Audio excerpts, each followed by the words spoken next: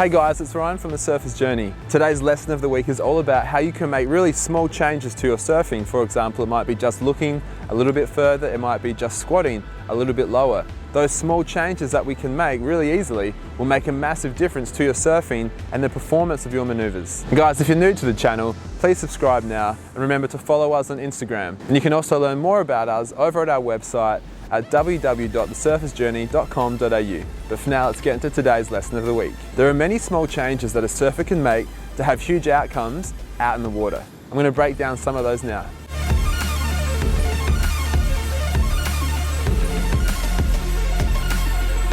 If a surfer finds themselves out onto the face and they're not really in the pocket anymore, they're out on the shoulder where it's a little bit fatter and a little bit slower, one thing that they can do is perform a roundhouse cutback instead of trying to perform snappy carves out on the face, because they won't look as good as when they're in the pocket. So if you are out on the face where it's fatter, flatter and lacking power, the best thing to do is draw out that carve, turn it into a roundhouse cutback and perform a big backhand re-entry or forehand re-entry off the foam. By doing that, it's going to look a lot better and that's going to put you back into the power source and hopefully set you up to keep surfing in the pocket from that point on.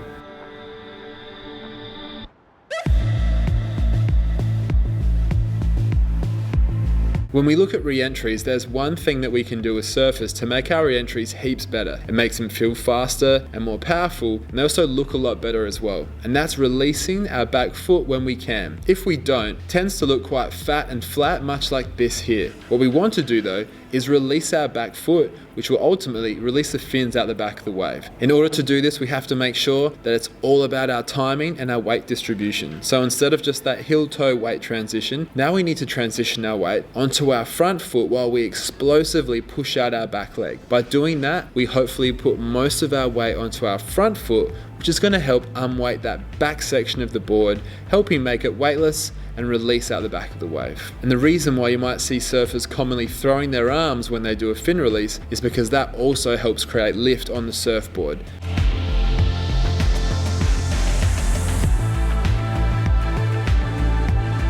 If we have a look at this turn here, you can see that the technique on this maneuver was pretty good, but it didn't really look that good though. That's because I performed that carve on a section that was fat and flat. You want to perform your maneuvers in the steeper, more critical parts of the wave. Carves and snaps need to be done in these sections in order for them to look their best and also feel their best as a surfer.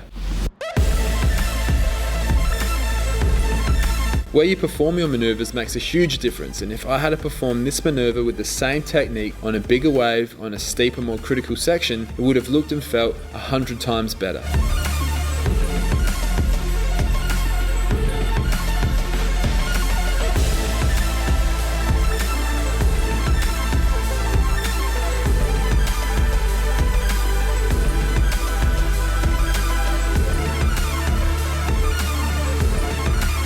As surfers, we always get rewarded when we commit more to our maneuvers, which means looking back further, which means keeping our board on rail for longer. It means more rotation, performing our turns with more speed. If we can do those things and challenge ourselves, our turns are going to feel a lot better and our surfing is going to improve at a much faster rate.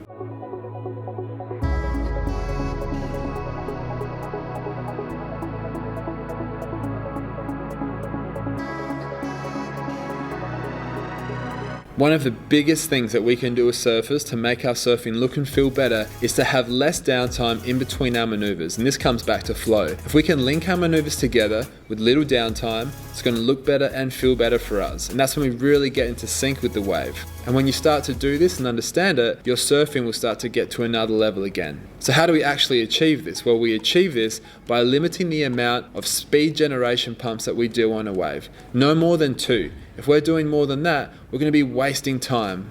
If we're doing more than 2, we're potentially going to be missing sections where we could have been performing maneuvers. And we're going to end up too far on the face where it's fat and flat. And if you find yourself that you're continually trying to generate speed on that wave, you've done 2 speed pumps and you're thinking, what am I going to do here? Probably the best bet at that point, depending on what the wave's doing, is to do a roundhouse cutback into the foam and then reset and go again. Because by the time you've done that, you might find that there's a section waiting for you.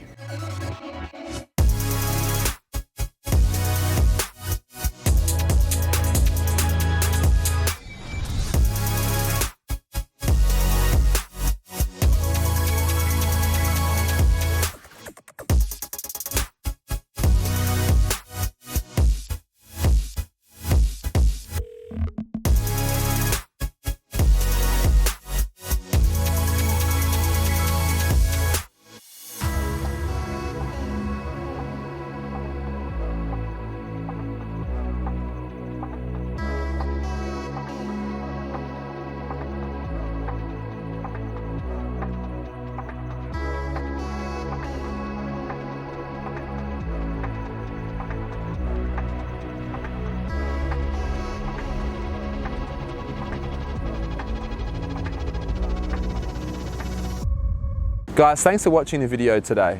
I hope that now you understand how making these small changes, and you know exactly what you need to do to actually make those small changes, how those small changes will make a massive difference to your surfing. If you have any other questions about anything I've mentioned, please let me know in the comments, or you can contact us over at our website at www.thesurfersjourney.com.au. And remember that we do offer face-to-face surf coaching here in South Australia at Urban Surf and across Australia as required. Thanks guys. I'll catch you in the water. If you want help taking your surfing to the next level, we do offer surf coaching face-to-face. We're based in South Australia, but we can travel around Australia if required. And for those of you who are international, but you still want to work with us, you can access video analysis online. So if you can get footage of yourself surfing, you can send it to me and I'll be able to analyze it and send you back a detailed analysis of your surfing and what you need to do to progress on your current level. I'm really excited to let you know that we now have surfboard stickers available on our website. You can purchase two, one for the front, one for the bottom of your board for $10 for a set. Thanks guys, I look forward to seeing you out in the water representing the Surfer's Journey.